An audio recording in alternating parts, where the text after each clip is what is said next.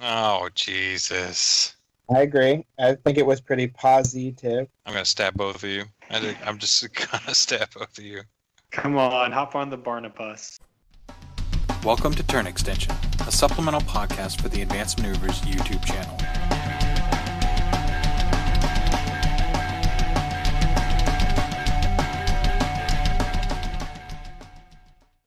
Hello, everybody. Welcome to another episode of Turn Extension. My name is Devin, kept here on the forums. Not having Tony really threw you the hell off. Hey, it's Kevin. And this is Gaston. And this is Devin, also known as Cutthroat here on the filling for both. So I'm hearing Tony and Cutthroat here tonight. That's really confusing. It is. I don't know if I should love you or hate you right now.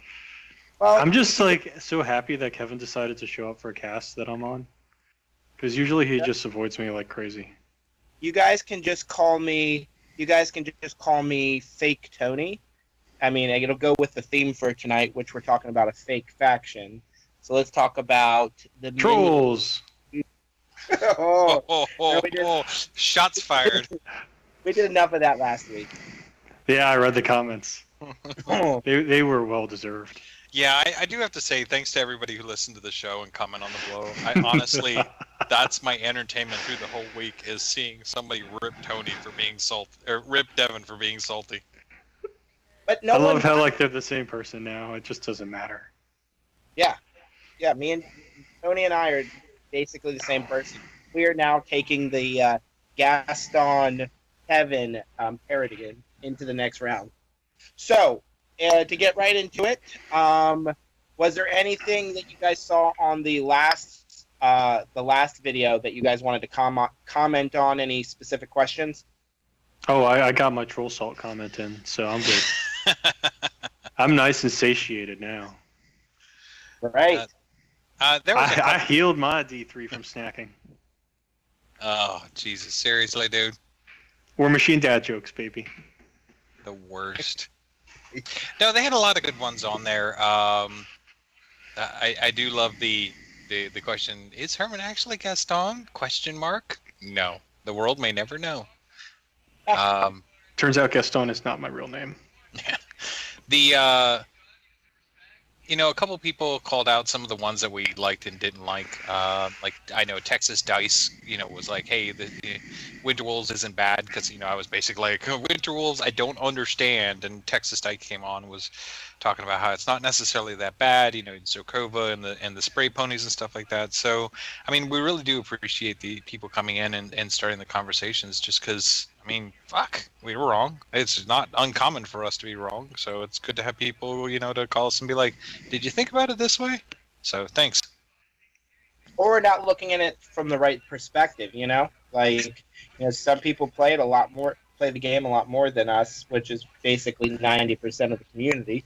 So it's nice to see other people that actually play the game, comment on some of our, ideals and thoughts and general concepts. I kind of assumed that's why I was here.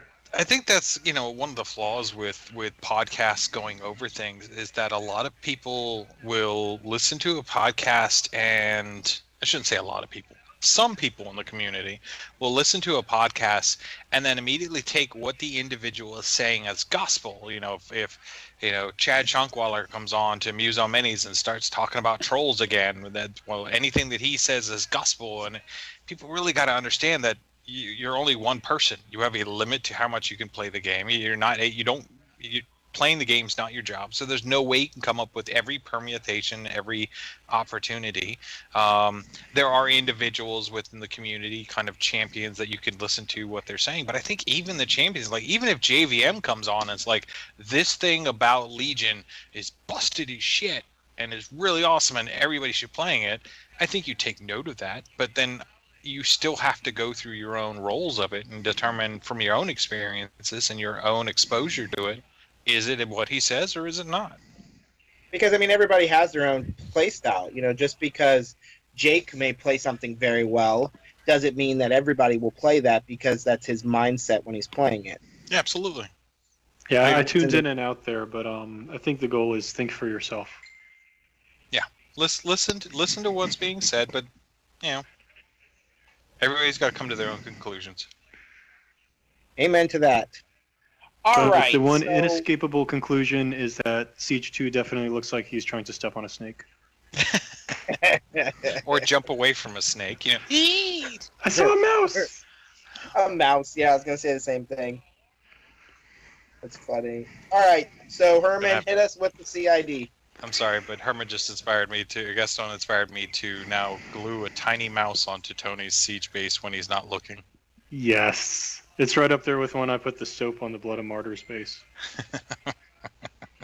It's the only time I've ever green stuffed anything, and it was a bar of soap. I believe it was Dial, if that helps. Anyhow, okay, Gator's CID. So this is actually a really positive CID cycle. There wasn't a whole lot of controversy. So What? really the first, yeah, I know. The first impressions were super good. Super good.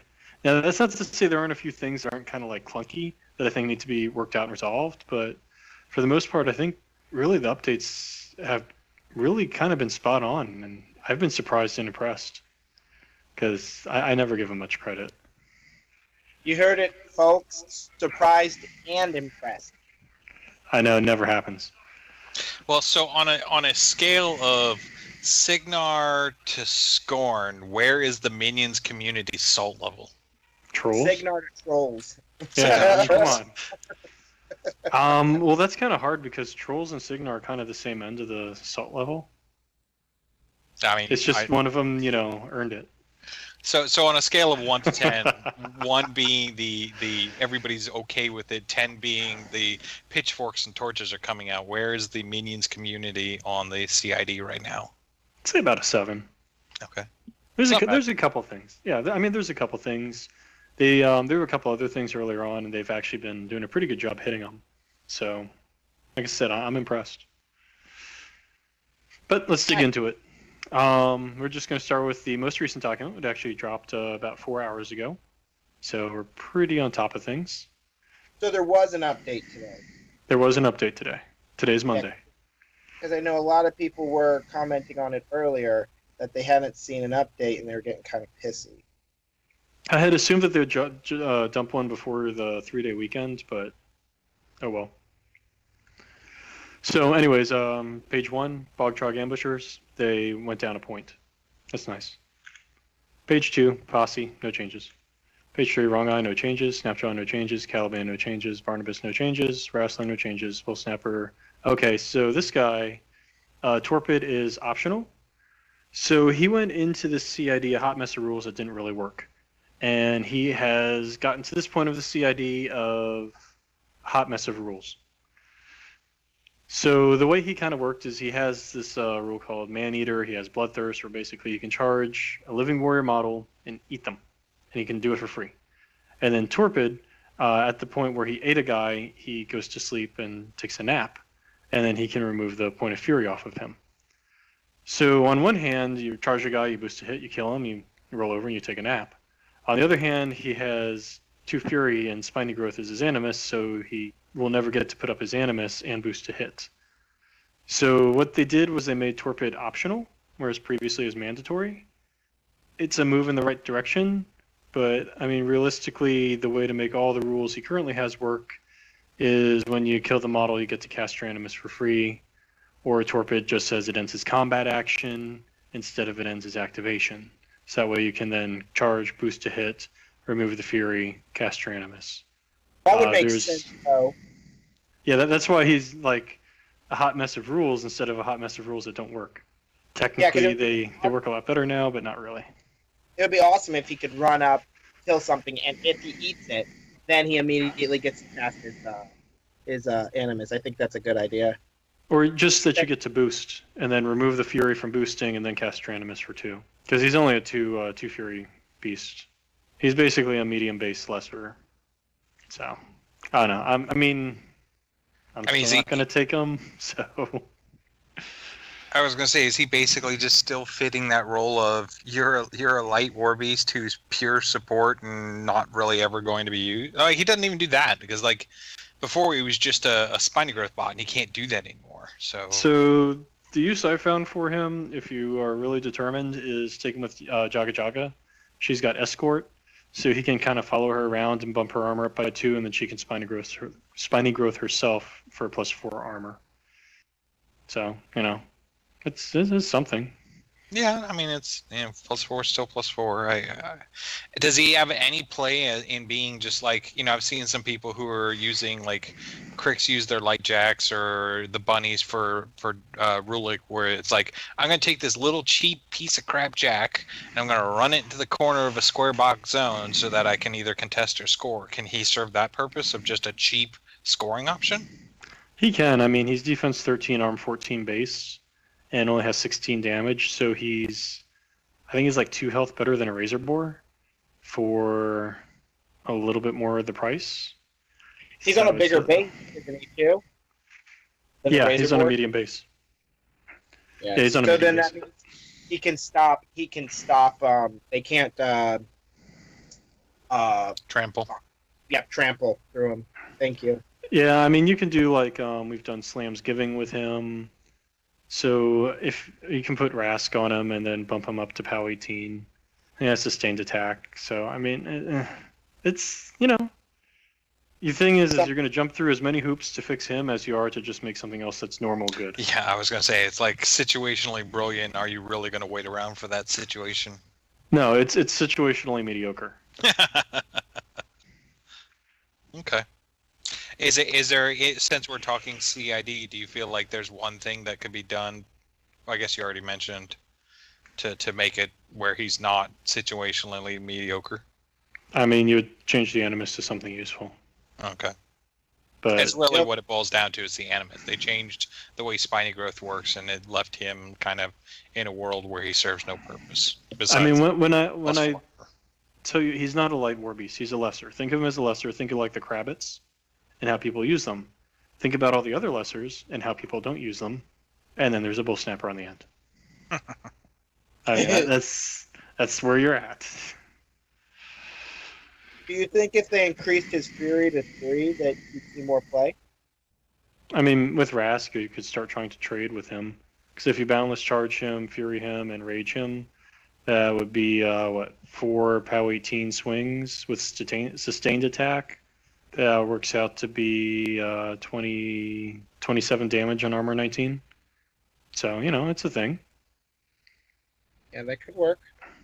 So, I mean that's where he would start slotting in now. Is if you're trying to just take a couple cheap ones and bump him up and do that. I mean, and he's only 5 points, so that's not horrible. Isn't that the same exact points as the Razor Boar? No, the Razor Boar you get 2 for 7. Oh. And I think are Krabbits in pairs as well, or do you have to buy them individually? I think they're in pairs too. They're in pairs. Yeah, 2 for 7. So no, he's just I don't know. He's a hot mess. Oh well. Moving on. Throg, he got Pathfinder, Prowl, and jumped down to cost 5.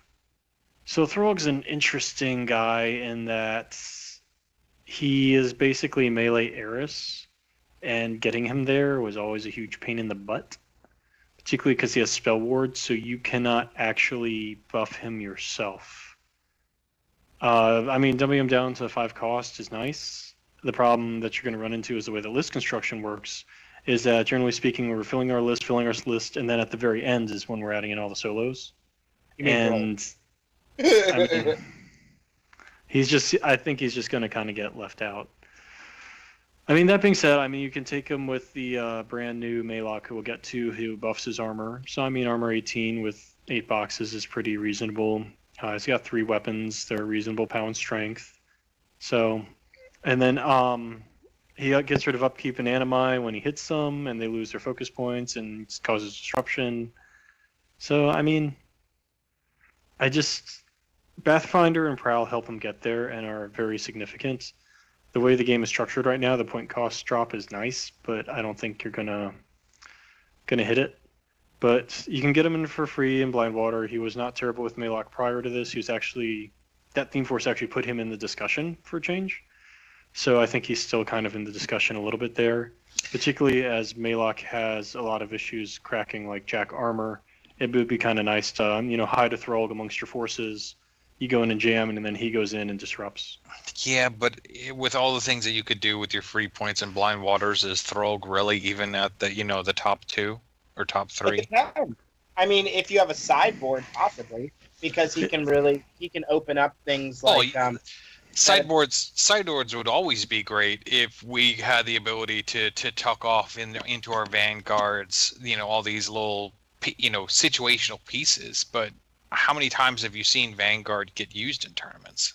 I mean, last edition, a ton. It's because last edition they were really good. Yeah, and now I don't. And now I'll be like, that's a good point. I don't see it often now, and that's very interesting.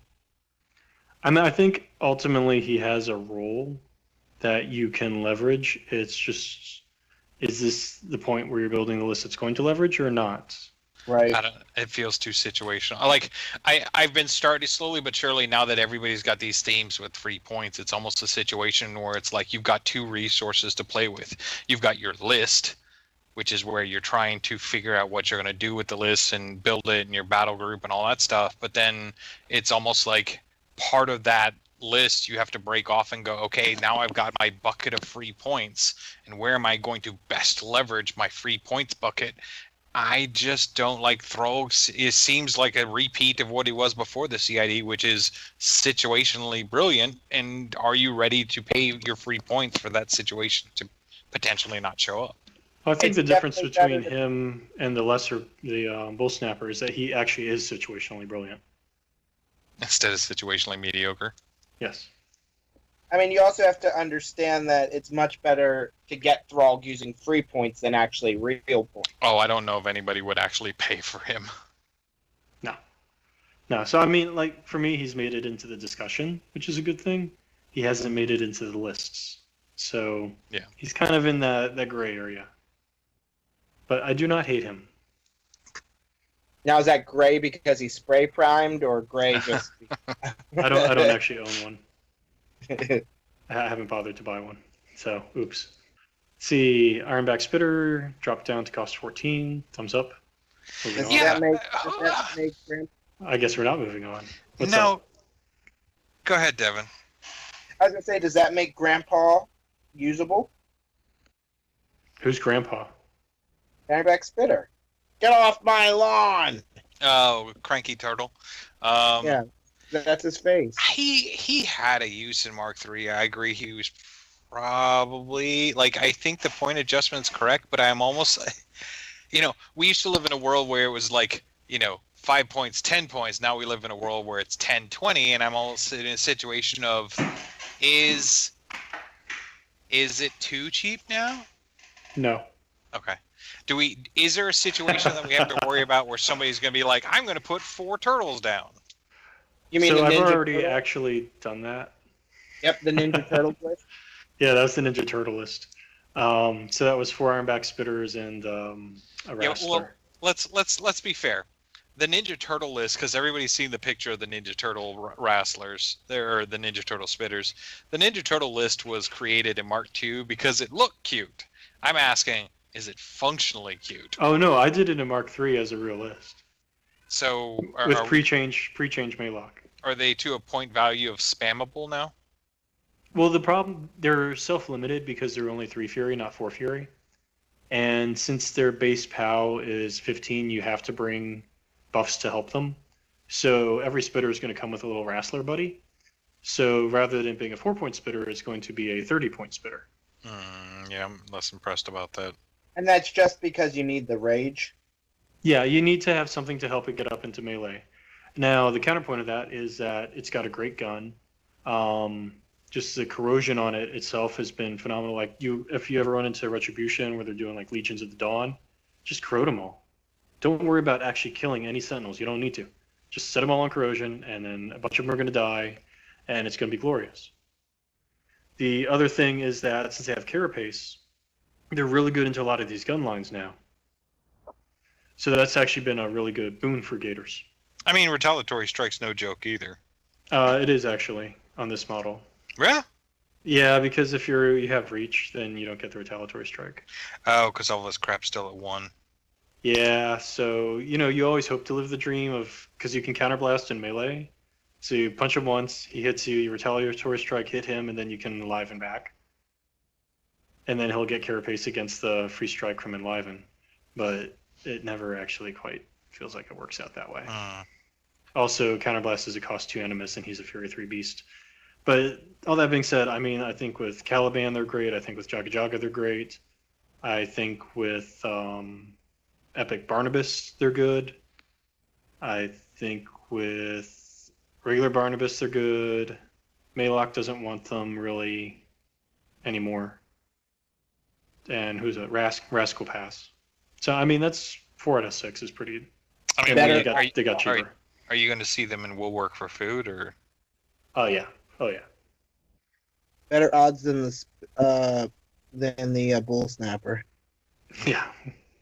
I can't believe I own 3 bull snappers. It's kind of weird. Well, again, Mark II, they used to actually serve a purpose. Yes. Do you remember when it was impossible to find an Ironback spitter there for a bit? Petrus Farms members. I think 2 of mine are painted. So, no, Ironback spitter, thumbs up. We like Okay, him. carry on. Croak Hunter. This guy has had a roller coaster ride of crap followed by an upward trend. So previously they were doing this weird thing where they wanted him to be like a super solo with a gun, but also cheap. And he had basically he worked out to you're paying twice the cost for a Croak Raider. And everyone was kind of like, we're paying twice the cost for Croak Raider. So he's actually been through like 3 changes, this CID. I think they finally got it right now, where he costs 3, so he's nice and cheap. And he both on his thrown weapon and on his melee weapon has Weaken, which is a living model hit by this weapon, suffers -2 to strength and -2 to defense. So Croak Bro can roll up, and he can debuff the crap out of your war beasts, so that way they're either basically a +2 armor for anything you got, or if you're running a gun line, it's -2 defense, which I think is pretty nice and significant. Yeah, no, definitely. So it really functioned to get him cheaper and to give him a role in the army, whereas previously he didn't interact with anything at all, and you're just kind of like, I can do better. Yeah, so if you're seeing a lot of Circle or Legion in your meta, this guy could get some work done. Scorn. All of a sudden, your bronze back's -2 strength. Yeah, no, I guess I was looking more at the defense reduction. Yeah, the defense is pretty good too. He's got a hit, and he's Rat 6. So, if you're already bringing, like, Eilish to puppet string something else, you can always puppet strings him, or you can just take a pair of them. They do have Hunter, which is nice. So that helps a little bit, but they are still Rat 6. Or as they say, Gange. I guess I'm looking at it more from the perspective of if this guy is a solo, you get the advantage of a scoring element that gets to sit on a flag and still contribute to the game through this debuffing at range ability. And he's also stealth. He's also got reposition. So those actually work now that he has a purpose of being the list. Those work very nicely together. And he's actually cheap enough that you'll pay for. Yeah, I'm like spread the net. This guy's sitting on your close flag, just sitting on that flag, going, "Go ahead, put something in that square. I'm gonna toss my spear at it, and then the rest of my army is gonna chew it up while I reposition back on the flag." Who's your Croak? So he just recently, this morning, got Weaken. So I was really happy to see anything that synergizes is far more interesting than anything that's just kind of its independent model. And so anytime they add abilities that feed back into the army, I get really excited. Hey! You leave Maximus alone. He's a badass. He wasn't part of this CID, was he?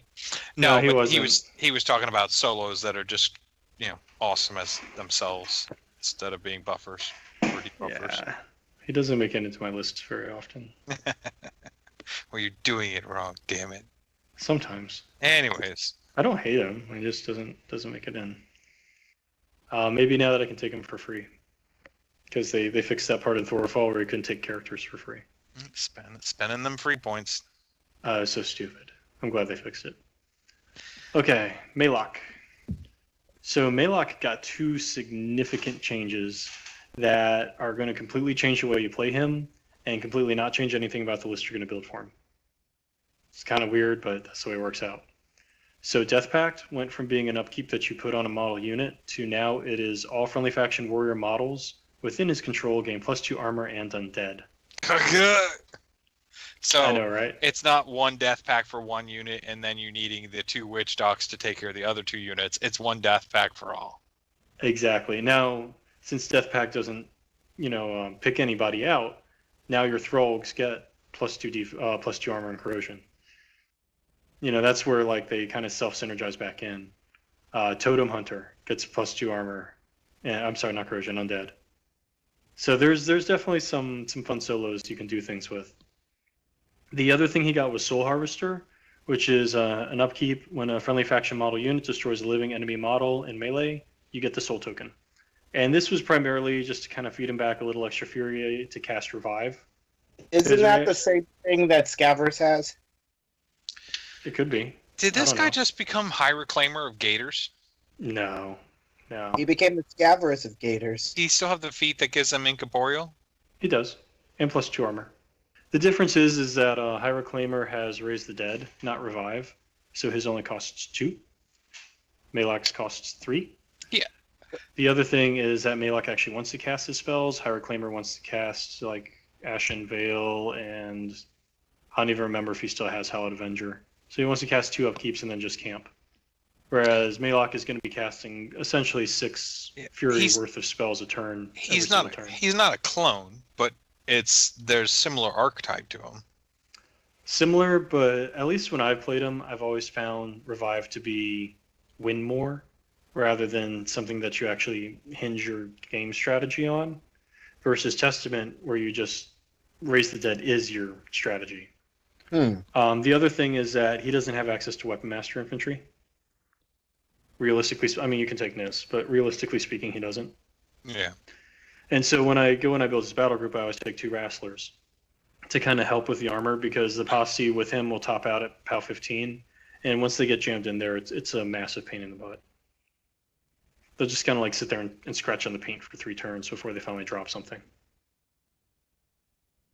So I think he got some really nice quality of life help, especially with the changes to Death Pact. I don't think his lists are going to change at all. Realistically, as like a unit of Croak Raiders and 3 units of Posse, or people were taking like the 6-min units in order to optimize the points. But I think he got stronger, but I think he's still going to be playing 3-hour games that are just going to like burn your brain out. You'll see him. You'll get to deal with him. Don't worry. He's got Soul Taker. Instead of Soul Harvester, it's called Soul Taker. This model collects Soul Harvester would be the spell. Okay. Soul Taker would be 2 inches of him, which is significantly less useful. Soul Harvester, cost 2, range 6, upkeep. Yep. So Scavers has a Soul Harvester as well. Yeah. Yeah, I mean, what I have done in the past with Malak is just run him near some models and then had somebody else kill the model and then he gets the soul. It's cute. Happened once or twice. I knew I had just recently seen that freaking spell. Was it from Fred? Yeah, because I played Scaverus in Borka. I can't wait for that one to go up. It already did. I watched YouTube.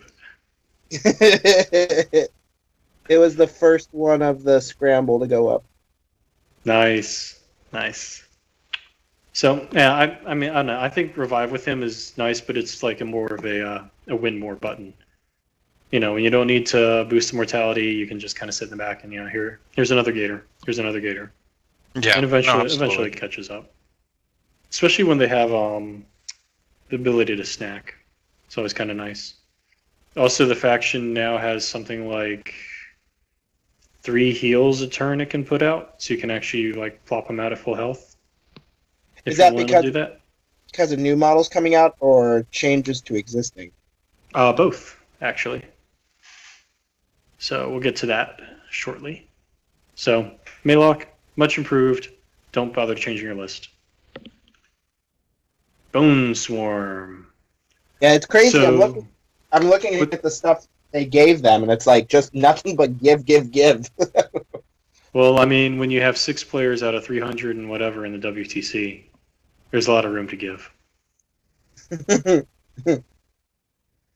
So, Bone Swarm. He just got a couple quality of life stuff. Steady and Pathfinder are the big ones, both of which are, very nice to have. The thing that is he changes with other releases that came out. And I'll skip ahead a little bit, which would be the Cauldron, which can generate its own corpses and then feed the Bone Swarm corpses. So now he actually becomes very nice because you can actually feed him up. So he'll go up to base POW 15, base armor 18, and then you start throwing Fury on him. He goes up to POW 18. You throw, with like Epic Barnabus, you take Dark Shroud. He goes up to, this 7-point light War Beast, who's POW 20. He's a mini Skin and Moans. There's nothing Sort of. mini about Skin and Moans or a Bone Swarm. Well, I mean, Skin and Moans has a crap ton more boxes than the Bone Swarm does. Right, but I'd be willing to trade a Bone Swarm for a Skin and Moans any day. Oh, That's a great trade up. No doubt. But I'm just like the ability for the corpses to be shed off and increase, because that was always one of the things. Is like, oh, the Bone Swarm, that's cool. He's never going to reach his final form ever. He did in Mark II with Midas because the Theme Force actually gave them all their bones, and we still didn't take them because there wasn't a good beast damage buff. Now that Gators have Rage, it becomes worth it to try to trade up this 7-point beast. Particularly now that he has Pathfinder. Yeah. And he can't be knocked down. Which honestly, the Pathfinder and the no knockdown or something, like you look at that model and go, well, duh. Also, yeah, I mean, he doesn't have feet. He kind of rolls around on skulls. They should have given him Serpentine. Yeah, that could have been good. The other thing that he picked up is he gets Overtake from Will Work for Food. So you can heal yourself a little bit and then Bone Picker your way through a unit to get back up to armor. Overtake seems good. Yeah, I'm a fan. So, overall, Bone Swarm, thumbs up. We're happy. Swamp Horror, he changed quite a bit. Oh, is this where they finally take the head, put it on its own base, and the tentacles on their own base, and it's basically treated like a unit, just like the little sneaky dudes from Hellmouth from Legion? Because so when the artwork first came out, that's what my guess was. I was gonna say the picture looks like, you look at the artwork and the size comparison of the people that has gotten its tentacles, and you're like, this thing's massive. Let's put its tentacles on, and we get its head on its own base, and it can, the tentacles can be only so far within command, and that's how far the thing can reach. And no, you get this little midget on a medium base, on a large base. Creatures are gonna get impervious flesh. You're not gonna be able to do any damage to it. It actually has impervious flesh. I know. I'm looking at it. I mean, legitimately, this guy should have been what the Hellmouths are. Unfortunately, it still looks like something you get out of the fish tank at PetSmart. Unless you get the mini crate version of it, then it looks like something that came from Victoria's Secret's pet shop. Yeah, I passed on that. I thought about it briefly, but yeah. They made it too difficult to get one model. No, they didn't. You have to freaking sign up and then unsubscribe. Do you see how that's 2 steps? That is too much work for me to get one model. So they did not get my money. You can borrow mine every once in a while. It's fine. It's fine. So the big thing that this guy got was Chain Strike. So he goes from range 2 to range 4 during his activation. Which is fantastic. Super nice. Super nice. Yep, that's so good. I mean, he's still Mat 6, but... No, but I think I've always thought elasticity is such a good animus, and I'm glad to see that they kept it. It's a good it's just expensive. It has a high opportunity cost and a high fury cost.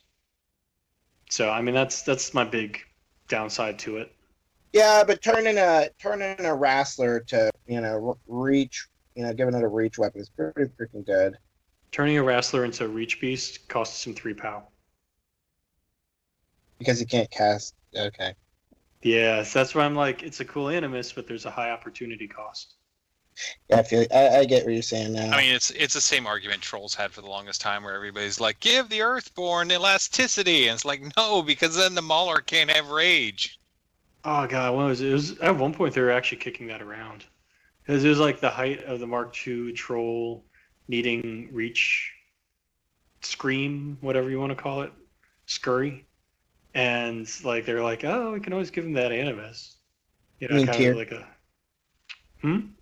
You mean the tears of never of us wanting a reach heavy so much that when it was debuted at Lock and Load, there was actually like a noticeable, audible, scream of justice.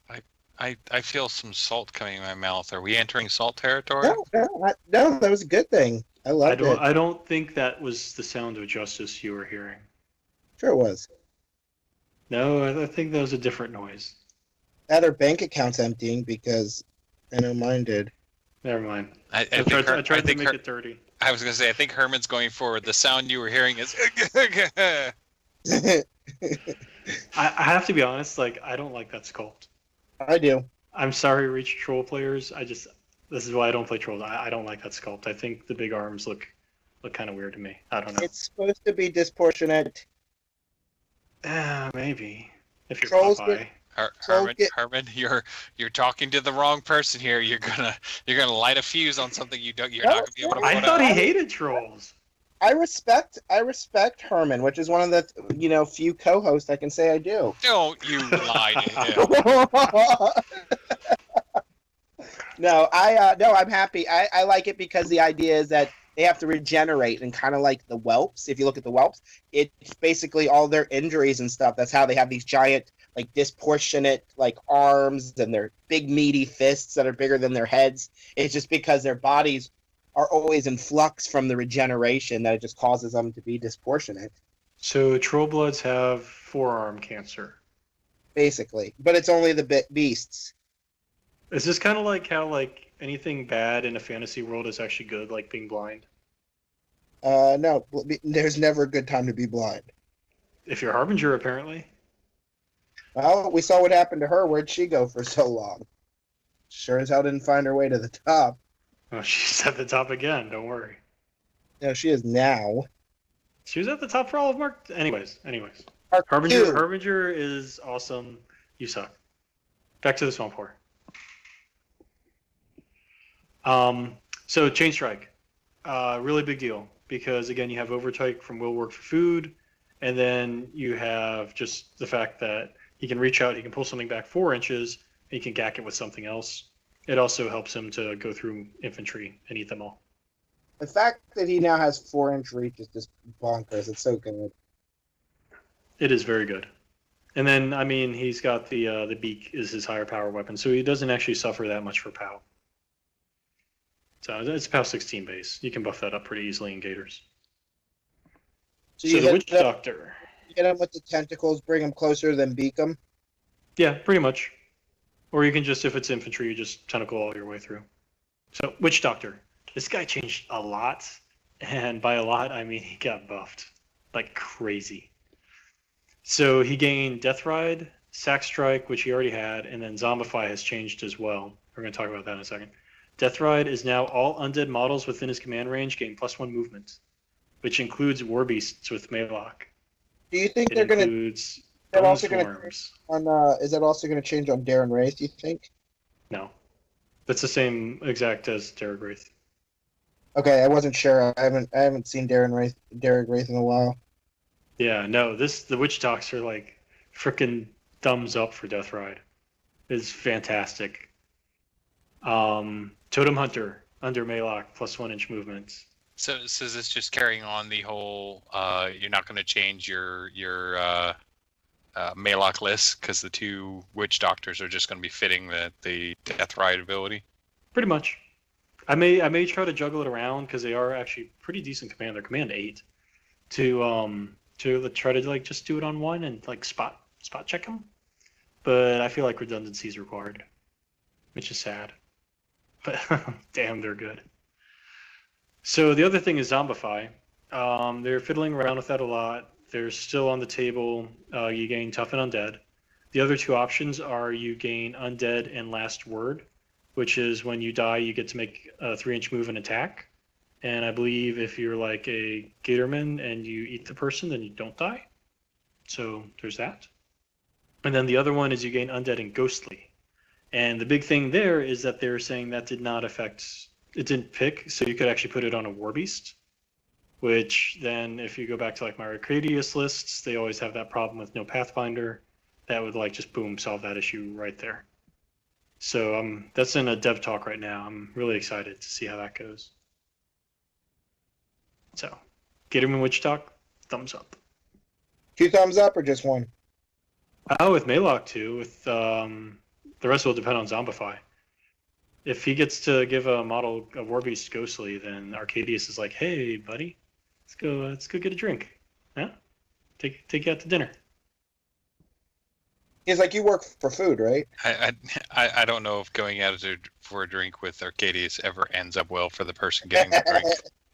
I'm just like, Targ who? You wake up all of a sudden and you're missing a kidney and you've got a mechanical arm that you never had before. And... Oh, he's a witch doctor. You can just go get another one. Let's see. Rask unchanged. Bokur and Bogtrog Shamblers went down to cost 10. Thank you. But otherwise unchanged. Yaga. So she has changed quite a bit as well, in that they got rid of Spell Piercer and they gave her Signs of Importance. And if you didn't like Signs of Importance in Warmachine, you're going to fucking hate it in Hordes.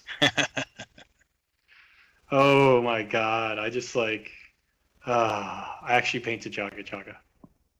Yeah. PP finally made you paint her. Yeah, that only took 3 years. Oh my guys. I need a moment to like bask in the gloriousness of this. Because, So why do you what's think they chose her of all of them to give Signs of Importance? Because She was shit. Whoa, hey, she was not shit, sir. If you think I had about a good time with her. Careful. is on Vlad. Why do you think, who's obviously very much a melee beatstick? Why do you think they gave it to Yaga? I mean, I think it's thematic on her. She's, this voodoo priestess, so Signs of Importance is pretty good on her. Minions is not a faction that's going to break it, necessarily. I feel like you overextended that statement. Minions is not a faction. Okay, so next time I see you, I'm just going to roll up a newspaper and swat you on the head. Maybe the first So time. the other thing is that what makes Signs of Importance so much more interesting in Hordes than Warmachine is the Fury mechanic. So, costs Vlad 4, and then he's got to take all these infantry because he's out of focus. It costs Yaga 4, and you're like, oh man, I have all these beasts who are now just going to be phenomenal. Right. Yeah. And remember we were talking about the Croak Hunter with Weekend. Now he Signs of Importance, that shit. Oops. Oops, I did it again. So her feat is one of the things still in the CID that needs. I feel like it's a little clunky. It's choose T3 plus 5 enemy models in her control range. Then you have to remove from play one of your warrior models within 5 inches of that enemy model, and then they take a magic damage roll equal to your armor. It is really complicated. Basically, it's a long range sack ritual. What fuck? What the hell is the name of that English. ability? Sack strike. Sack strike. Thank you. It's got the sacrifice and it's got the strike and it's got spells in it. It starts with a lot of S's. So in theory, this is actually I think a very potent feat because you can roll up and you can be like, hey, where's your choir? Boom, boom, boom, boom. No more choir. Pain givers. Boom, boom, boom. No more pain givers. The What support pain solos givers? the support solos you brought, problem taken care of. You take things like the Shamblers, their armor 14. That's an armor 14. It's affected by Signs of Importance. Ta-da! So it's not boostable, but you do get the extra die and drop the lowest. So in theory, I think this could be a very fantastic feat. In practice, it's actually very difficult with order of activations. You got to run up your own models within 5 inches of the enemy model. They have to be in her control area, so she's got to move up. And then you want her to go first, so she can cast Signs of Importance to affect your own model, so you're kind of losing some synergy that way. And hopefully they'll get back around to looking at her and figuring out what changes they need to make that order of operation happen smoothly. But I think the actual effect of the feat is quite good. Quite good. Also, Yeah, it 'cause if removes they- from play, so you can go pop all the Ghost Fleet guys and kill them all real quick. Yeah, because I was thinking maybe if they made Sign of Importance a upkeep spell, then that might change the order of activation, but that would just be broken as fuck. In no way, shape, or form should that be an upkeep spell. No, I'm saying you were talking about the order of activation. I said that would fix it, but it would be broken as fuck. Well, you also got to be careful because anything you do to Signs Importance wraps over to other Signs Important casters, and that could end horribly forever the rest of us. Well, just like even with anything boosting is ridiculous. Like Scarith is 3 dice already with Dahlia if he's attacking. Croak Raiders with their 3 dice fire damage rolls. I mean, once you start, like, you can get some really nice dice skews out of that. So, I'm like goo goo gaga for her. It's a pity she's not. Yeah, I'm all in on Jaga Jaga. My only regret is she doesn't come out till January with the fixes, but she fixes Ghost Fleet again for minions. So now they've got Caliban to fix it and Jaga Jaga. And she can cover the other half, which is Dark Host, because Signs Importance helps you kill those guys too. So, ta-da! Oh, good for minions. Yay! Minions Christmas. See, Blindwalker went down to 10 points. He's effectively a arc node, so 10 points is very nice. Thumbs up. Not much to say there. He's a little... He's tricky to use because of the Animus and how you order of operations him. So being cheap is actually pretty acceptable. Crook Raiders gain Pathfinder. Yay. Always buffs are good. They work very well with Jaga Jaga. They work okay with Caliban because he doesn't help them hit. And I don't know about anybody else. Linus and Enema got put in just today. Adria. Yeah, hey, you know what? You call it what you want. I'll call it what I want. I was going to say, I think you got it right. So Linus gained first aid, so he can heal things, which, cycles back to Maylock. I guess it's living, so he's not going to be healing Gators anytime soon. I guess the posse could eat him, and then snack would probably be pretty good. It's about as much use as you're going to get out of him.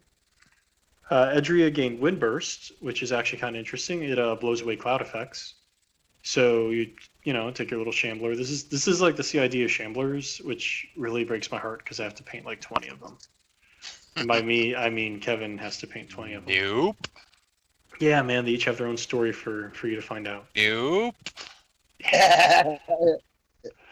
So you run a Shambler into a Cloud Wall, you pop Windburst on it, and no more Cloud Wall. So they at least have a use now, as opposed to being completely useless. Whether or not they actually make lists, questionable. If we don't see Shamblers, it's Kevin's fault. I'm fine with that. You're going to see Shamblers. It's just going to happen at this point. Miss Speaker's big change was he can now put Magical Annihilus Sight on any friendly model. So more anti-Ghost Fleet tech. Congratulations, Rest of Hordes. Thumbs up. Okay, Barnabus, Lord of Blood. So this guy is our brand new Warlock. He's got a ton of shit. Well, one of his spells is Excretion, so yes. So I spent a little bit of time with him. I think the way he ends up playing out is actually, I think he's a Protector caster. I think he's a Beast Prick that takes the Alpha and hits you back. And what's going to happen is that you're going to throw up Excretion, you're going to throw up the that spell off of Wrong Eye, with the one that pisses everybody off. Starcross? Starcross, thank you. I don't know what it is with spells that start with S's today, but I You mean Calandra.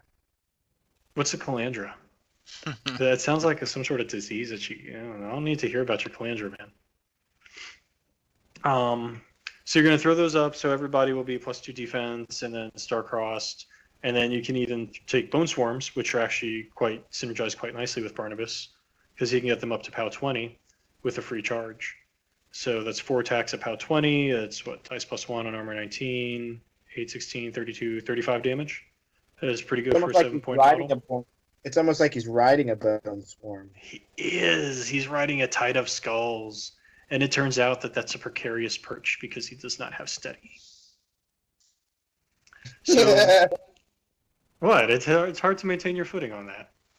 So anyway, so you build this little bunker basically, of excretion and wrong eye, snapjaw, and your bone swarms and the rest of your stuff. That's why I like turtles with him, because they're good against shooting.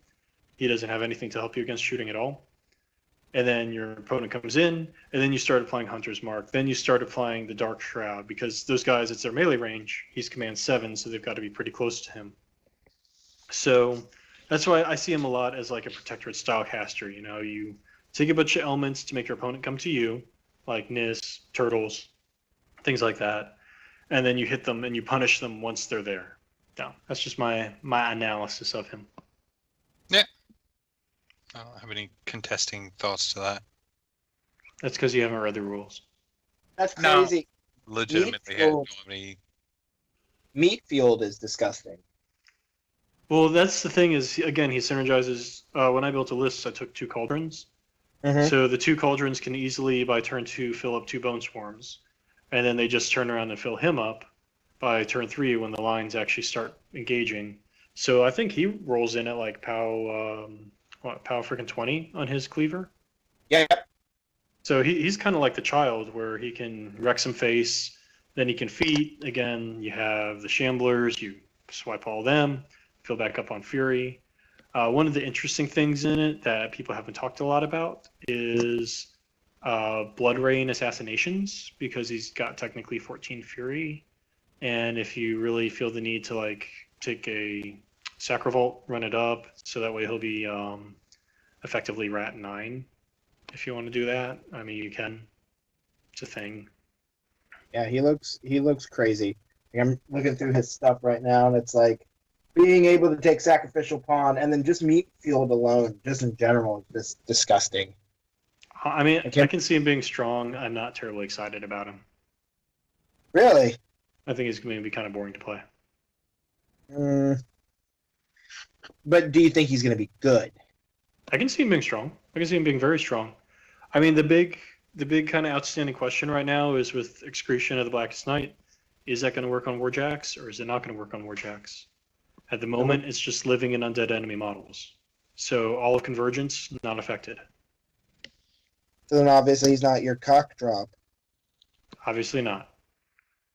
But we have other better ones for that anyway. So it's a question of, is PP going to leave him with that weakness, or if not? Typically, if your signature spell only works on half the game, it's not a good look for you if you're a Warcaster. I'm just going to leave that one out there. Really? Yeah. Can you think of anyone whose signature spell only works on half the game that really is that good? What's it? Yeah, that's what I Dooming- thought. The problem is that it puts the caster too much into a situational where you can't, you get bad matchup, you get a bad scenario drop or something like that. You're hosed. There's nothing you can do about it, because their one key thing only works in this scenario, and you don't have that scenario. Congratulations, here's your loss. And the problem is that scenario currently Warmachine is 70% of the field. Now, How do Thin you Forces think that- are pushing infantry more, and they are affected. So maybe that's enough to balance it out. Do you I think don't know. that it's enough that since DNC is removed from the Steamroller, that might be enough to help? I'd rather have 2 useful lists than one list that I'm not going to drop. It's one of those situations of if you have a caster with a weakness like that, and your opponent is savvy enough to know that weakness, you've pretty much telegraphed what you're dropping. Yeah, I mean, also the fact that he doesn't have good defenses against guns for his army. He doesn't have any, like, you gotta have your opponent come into you. So you're building armies around that already. So that's its own specific playstyle of how to take the Alpha Strike, which again is not a Good place to be. one that causes me a lot of enthusiasm. I like to bring the Alpha, or if I'm going to receive it, I like to bring it to you. I like to play like Durst. Durst, I'm going to put my stuff in your face, I'm going to pop my armor feat. So, hey, you may Alpha me, but I'm bringing it to you. I'm not forcing you to come to me. Forcing you to come to me is not fun. And that's, I think, kind of Malok's problem almost, is that not only is he going to get Alpha'd, but you're kind of forcing them to come to you. You don't have any forward threat projection. Even with Hunter's Mark, being that range 10, you have the arc nodes now. that's still not fantastic compared to like you look at somebody like the Child, who's very much in the same category actually, where the Child has both Tantrum and Abuse. Able to stack that extra threat, and Tantrum is one that's very unpredictable as well because you can pick him out. He doesn't have anything unpredictable. So I'm not saying he's bad. I think he'll be fine.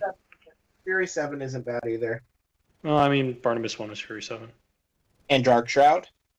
He was not Dark Shroud, but and remember, the Dark Shroud is only within Command 7. So Nope, it's melee range. of his unit, which has to be in command in order to have a melee range. So you're not running something all the way across the table. I see what you're Dark saying. Shroud. I see what you're saying. Since Dark Shroud requires a melee range, you're going to be engaging something, so it doesn't work particularly well for a gun line either. Unless you're investing a bunch of points and getting knocked down, which is actually an option now. So, I don't know. Like I said, he's a Protector caster in not Protectorate. Although they do have Enliven now. So that's 2 pseudo-ish Protector casters? No, just the one. Just the one. Because I don't think Maylock is like Testament at all. We can agree to disagree. You know what? We'll agree to disagree. Let's play that matchup. That would mean You drop Testament, I'll drop Maylock. I was going to say that would require me to play Menoth. Best army ever. Okay, moving on anyways, because still got 9 more to go. Long Chops. So he kills a guy, drops a trap, repositions away. If you walk into the trap, then you take a POW 10 damage roll, and if you're damaged by it, then you are knocked down. Now that he's Rat 7, and he has reposition 3 instead of whatever Bushwhack, I think he's good. I think he'll be really fun. I think he'll be really aggravating. Is there a way to get him other than in the or is he coming? He's one of the Christmas ones, right? No, he's not. He'll come out in January. He was in Widower's Wood. He was also in the Iron Kingdom one. Also known as Widower's Wood. Yeah, I was going to say also known as Widower's Wood. I thought he was. No, he was in the original box for Unleashed. Yeah. Oh, I never bothered with any of those. Yeah, he's the original character in the box for Unleashed. All I know is when he first came out, when he was in Widow's Wood or Unleashed or whatever it was, I remember General 1812 looked at it because he plays nothing but Gators. Period. He looked at it and he was like, "All I want to know is when the hell do I get freaking Gators with shotguns as a unit?" And it's not a unit, but he got it what he was looking for. And closer. Took a while. So, unlike Colby Sterling, this one who came out of the Iron King RPG will actually see the table. Ooh, yeah. Ouch. No, yeah. I bet you're like, who the hell is he talking about? No, I know who Colby Sterling is. So, now Long Chops went through a couple cycles, but thumbs up on him. I like him. Gatorman Husks. These guys are really intriguing, actually. So they cost 3, 8 damage boxes, and basically you run them into your opponent, and when they kill them, they blow up, and everybody takes a POW 12 and corrosion. And then they leave a cloud effect, and if you walk into it, you get corroded. And then if you smack them, they also take a spray POW 14 on you.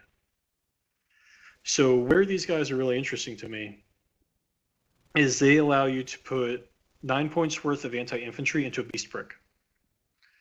So then your opponent, they deploy their front line of infantry. You just scoot them all, husk them all into there, and then they either take the free strikes or they kill them and blow up and remove their own models. I think that they could actually see a lot of play. The one thing that I need to actually post on the CID that I'm kind of fiddly with is I think maybe their melee range should be 1 inch instead of half an inch to kind of help them hug people more. Kind of like a Beetle Barney. I love.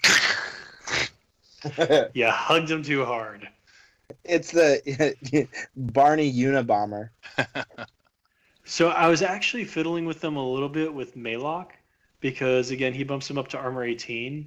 And with an incorporeal feat, you can actually run them in really fun locations. But since the rest of his army just kills infantry anyway, it didn't really seem to synergize well. But I was definitely looking at him with Sturm and Drang, because I think that's just fun. Because then they also get to be Armor 18, and he has Telekinesis, and he wants to kind of run a Beast Brick anyway. I'm not looking forward to that.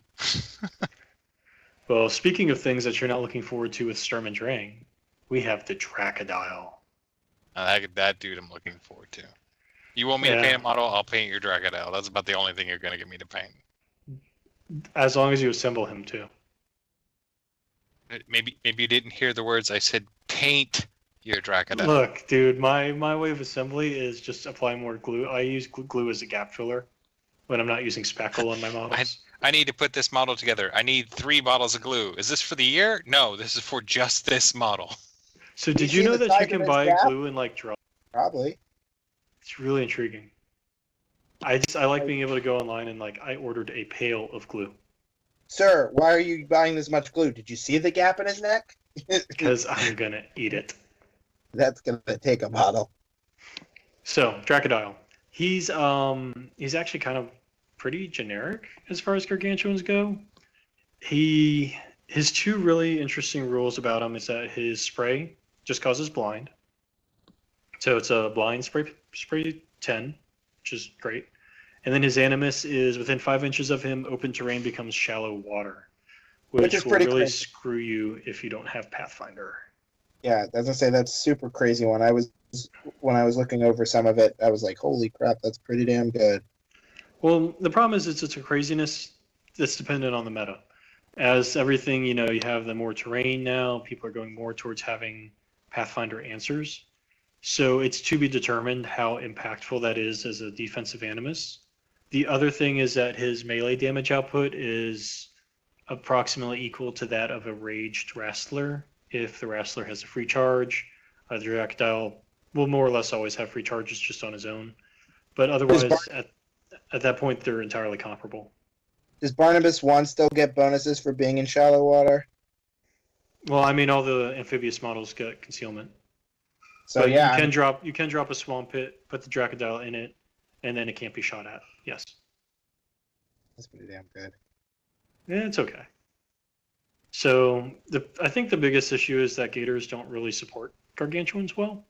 They don't really have any of the spells and abilities that synergize particularly well with them. So they have this crazy suggestion online that I'm kind of like triple taking on, which is take the Dracodile, put him on Wrong Eye, put him with Sturm and Drang, and then slap Polarity Field on him.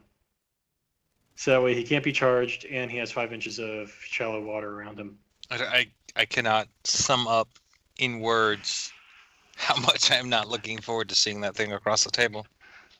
What? It's in Pigs. It's not even in Gators. No, actually, it's in Scorn, but that's besides the point.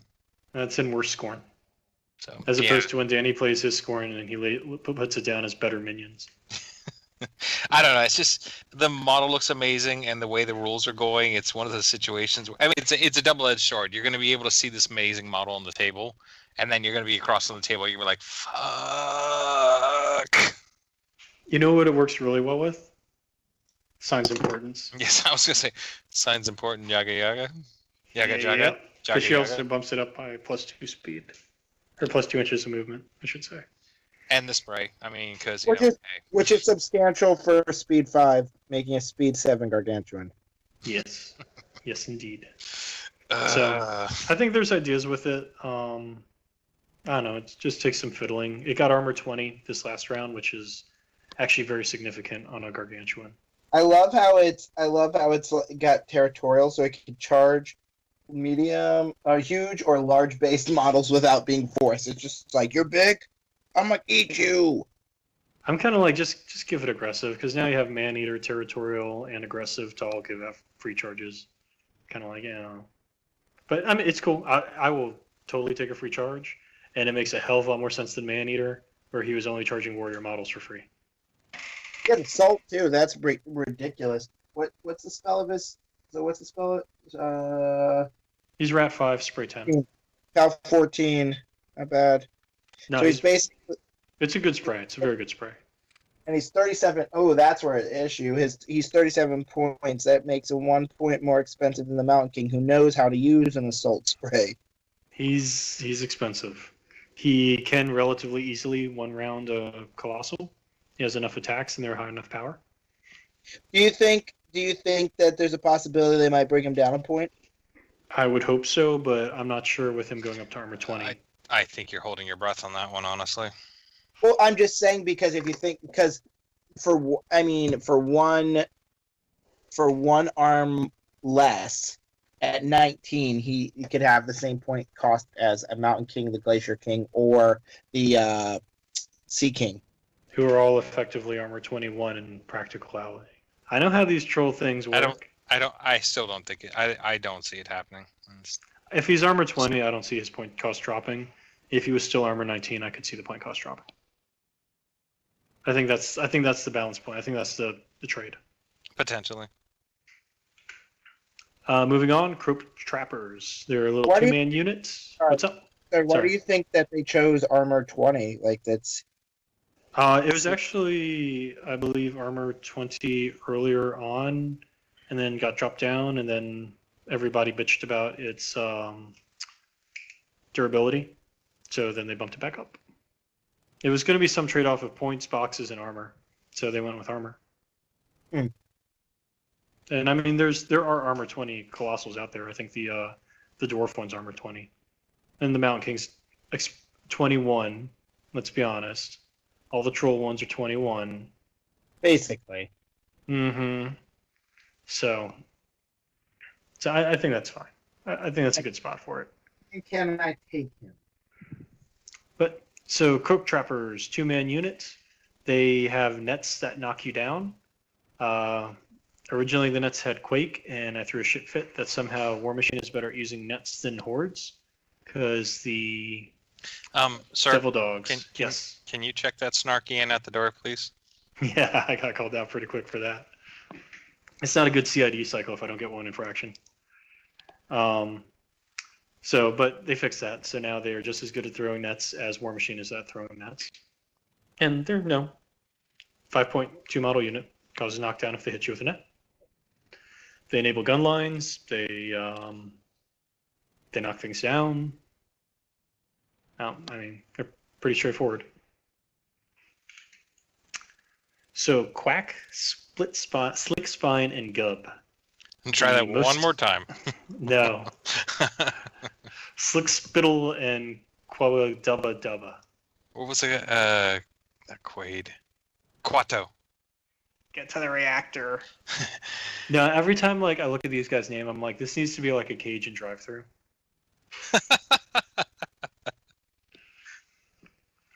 So they have 4 amazing abilities, and then the 5th ability is the one that ties it all together, and we'll start at the best first, which is that they get to do 2 magic abilities a turn, which means you get to double your Enliven, double your Healing, double your Mudfoot, and double your Venom.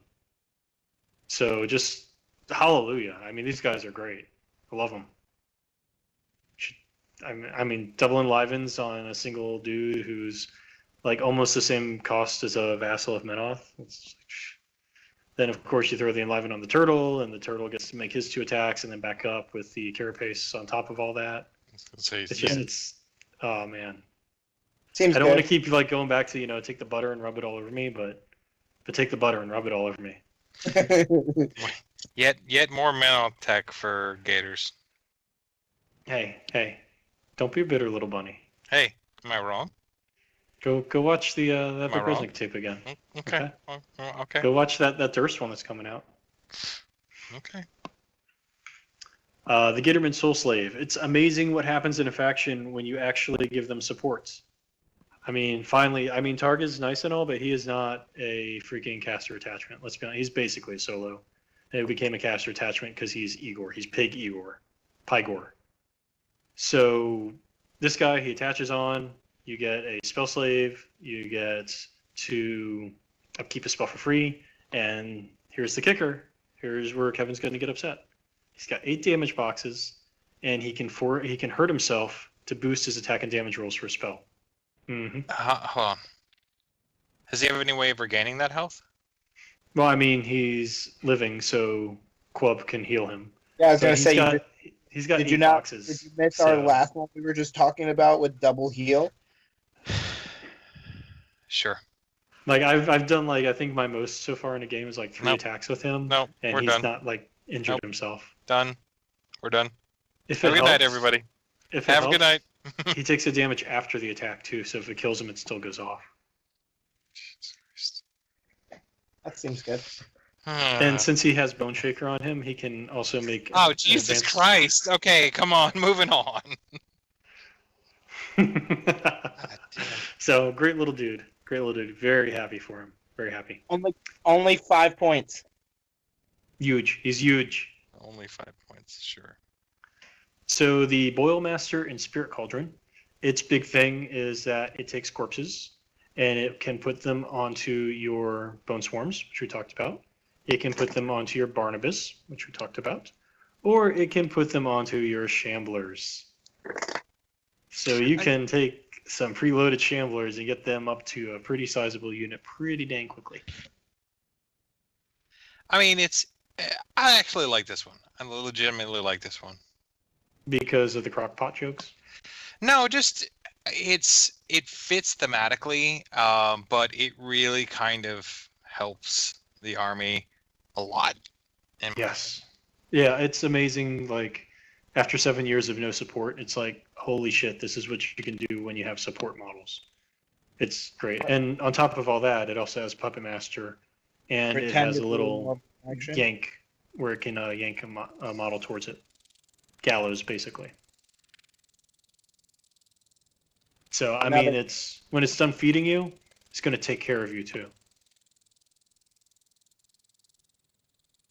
Like, it is like a Cajun granny. It feeds you the gumbo and then it tucks you in the bed. The hell with the Cajun.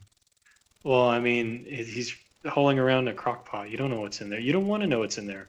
Don't ask questions. All you know is that it's delicious. Yeah. Probably the same thing that's in the Blighted Bather. Ugh. Sweat and shame. I was gonna say, now you're telling me I'm drinking bather bathwater. Sweat and shame. We could probably get like a little Cajun gumbo. plushie. So is that what we're gonna end up for the next con exclusive next gen con? It's gonna be the this little pot, but instead of the blighted bather who's got like this sexy lean out of the pot, it's just gonna be like this croak who has kind of trying to reproduce the same pose. Hey, the next convention, I'm gonna pick up a blighted bather, and I'm just gonna put her in the pot, and he can be seasoning her. How about that? Does that work? That's a good one. Elmer Fudd style. So, just moving on for the sake of time, Void Leech. He is essentially a Soulless Escort for amphibious models. He's almost literally exactly the same as a Soulless Escort, except where the Soulless Escort has to use a star action to remove an upkeep, so that means you can't charge the turn he uses it. This little sucker can just pop himself to hell, and it'll go away. So, they're awesome. 1 point. Cheap, easy, good filler. Yeah, this is actually the first minion 1 point. No, they had the chef. Never mind. Yes, they have the chef. Everybody has the chef. The chef is delicious. I can't get past that. Like, the chef can feed you himself. Is this? He just grabs himself, throws him in. Oi! Is this guy also going to be able to play in other factions, or is this giving other factions another 1 point possible? He attaches to a minion unit with amphibious. Oh, okay. Never mind. So you can use him. You could still use them, but yeah. I mean, Mage Static comes up every now and then. I mean, it definitely makes some of the theme lists that have you using a minion unit, mercenary minion unit, makes them a little bit more, wanted. If you have something like that, you can attach to. Yeah, I mean, he's nothing special. It's kind of like a Soulless Escort. When Mage Static happens, it pisses everybody off, and then you go 19 games where it doesn't happen, and then it happens again. Situationally mediocre. No, it's situationally brilliant. Sorry, Bull Snapper. You're down there all on your own. I was just trying to get this Bull Snapper. So, the final one through this marathon of a sprint is the Bone Shrine. It is essentially a construct arc node that functions as a rack as well. So you can arc through it and you can pull Fury off of it. On a roll of a 1 or 2, you become cursed, so you're -1 defense, -1 armor. Or, you can just take a bow snapper to bump your armor up by 1. More mental tech. Yeah, but it has the distant deployment, just as the Hellmouth does. These guys, I think, are amazing, and I think you're going to see, like, a lot of this stuff can also actually get used with the pigs because it will work for food. So, like, the Soul Slave, this guy, the Cauldron, imagine all of those synergizing with Midas, who can hit up to, 9, 10, 13... I think around 14. He can hit up to 14 Fury every single turn now. So that's pretty dang useful. I don't, So and that's just funny because like Taudark is pushing us to the next scramble to play our ADR casters. Like I'm like freaking Jaga Jaga is changing, so I don't really want to play her until she comes out. Freaking Maylock is changing a bunch, so I don't want to play him until he comes out. Midas is going to get changed by all this stuff, and then you're left with Helga, who's pat her on the head. She's cute. I mean, none of these are going to go into effect when we start the next round. I know, it kills me. It kills me so much because I want to touch you with the Bone Shrine so that you too can make the spirits angry. Somebody's going to take that statement and cut it into a soundboard. I think I've given enough like one-liners in this that y'all should be able to get some work out of that. We're going to splice it out and just randomly use it when you're not around. So this new CID came out. What do you think, Gaston? I'm going to touch you with the Bone Swarm. You got to do it. You got to do it like a 90s radio station. I'm going to touch you. So, but that's all 34 pages, which I think we managed to get through in a relatively timely manner. It all sounds good. Maybe I'm horribly wrong with this because I'm not a minion player, but I almost feel like maybe they've given a lot and they need to just push it through like this and then maybe come back to it for any tweaks and stuff like that. Well, I mean, the things that realistically still need the tweaking are minimal. And I mean, when this came out, the things that needed tweaking were minimal. There were spot checks here and there. Jaga Jaga's feet's still awkward. And then Excretion of the Blackest Night, it would be very nice to get that fixed. And then after that, it's just like, do I want to fight over the melee range of a Gatorman Husk or not? So I think they've actually did a really good job starting the CID on the right foot. Like it feels like an actual beta test where you're just doing small changes here and there, rather than some of the other ones where it feels like an alpha where you have to make these gigantic changes to try to fix something and bring it in line. I'm kind of like, did you guys plan this or not before you even released it? This one feels well thought out. Well, and I guess that's kind of what maybe it didn't portray is like it feels like it's so well thought out that in this rendition of it on week 2, I almost feel like this is one of those lists that it's good enough.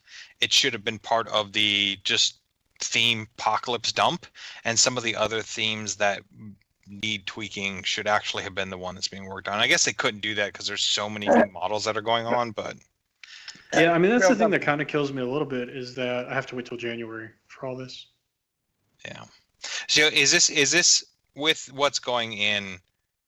If these changes were to go in before the models were released, would it be as good as without all the new models? And have they 100% confirmed? I'm sorry, what's that? Is this 100% confirmed to be January? Well, I mean, this is the one that came after the 12 Days of Christmas, so... The only reason I ask is because they said they're going to try and get back to that whole idea of being able to do it within 6 to 8 weeks is their main focus. CID 6 to 8 weeks. So this one ended up being 4 months out. Right. So I'm trying to figure out if they'll be able to get to it since this seems so much easier. It's not having to be as destroyed as some of the other ones. I think it's just the model release dates, really. And then as far as Kevin's question, I mean, there's enough new stuff out that like the Soul Slave is a huge one, the Cauldron is a huge one, that it's great thumbs up for Jaga Jaga like right now. for Maylock right now, and then it'll just be like from A to A+ when the rest of the stuff comes out. Okay. So January, we'll see you playing a bunch of brand new minions. You and Ironless W playing with brand new frogs and trolls, or frogs and gators. And Well, I haven't touched you yet with the Valkyries, have I? no, because the Valkyries aren't out yet. Can't put Yeah, models so out on video. they'll be out in December. So I'll start touching you with their hammers shortly. I can tell you how much I'm looking forward to it. I thought I heard a rumor, Gaston, that you didn't like Valkyries. I thought I heard you thought they were hot garbage. Who the hell told you that? Not my opponents. I wanted them to be cheaper. Isotope. I want them to be cheaper. And Okay, I thought they were hot garbage until I put them on the table. Okay, yeah, because he and told I me was wrong. He told me that you two were CID testing them, and that your earlier thoughts were that they were hot garbage. Dude, we both thought they were hot garbage, and like I want them to be cheaper, but they did good. They made me proud. So especially with the Soul Slave, with them and with Midas, because then you can actually afford to throw out all of the battle lusts on them. Mm-hmm. That'll just be because then I'd swap it over to 3 units of Valkyries, a unit in Nis, then Roshan Brine, 4 gun bores, a battle bore, and I think that's a battle list right there. So that's what all the Nis. So you can in theory put out 4 battle lusts. So all the Valkyries will be POW 14, POW 12 weapon masters. Then the Nis will be POW whatever 9. I think 9 double weapon masters. Then you've got the whole gun line, and Roshan Brine can go kill a Colossal pretty easily in that list. So I think that'll be a fun list to play. All right. So I believe that's a cast, guys? I think so. It's a very positive one. Oh, Jesus. I agree. I think it was pretty positive. I'm going to stab both of you. I'm just going to stab both of you. Come on, hop on the Barnabus. Oh, God. I'm done. I'm out. Everybody have a good night. I could even see that one coming, Herman. I'm going to make him croak. You're going to shake him to the bone. He fucking left. Nice.